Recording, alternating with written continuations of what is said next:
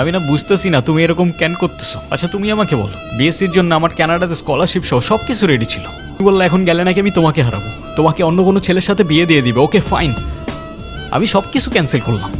তারপর তুমি বললা তোমার বাবা বলছে যে বেকার কোনো ছেলের সাথে বিয়ে দিবে না।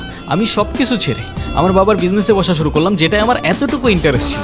আমি আমার সব ইচ্ছা ছেড়ে তোমার জন্য পারফেক্ট হওয়ার চেষ্টা করলাম। তারপরও কিসের কমতি থেকে গেল যে তুমি আজকে এঙ্গেজমেন্ট রিংটা ফেরত দিয়ে দিচ্ছ?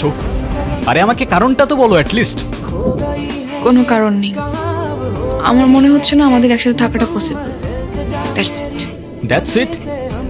সিরিয়াসলি তোমার মনে হচ্ছে না আমাদের একসাথে থাকাটা পসিবল? What about me? আমার কি মনে হচ্ছে সেটার কোনো ভ্যালু নাই?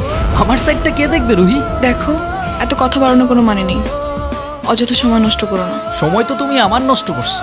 এরকমটাই করার হইলে আমার লাইফটা কেন নষ্ট করলা? ভেঙে ফেলার হইলে সব আগেই ভেঙে ফেলতা,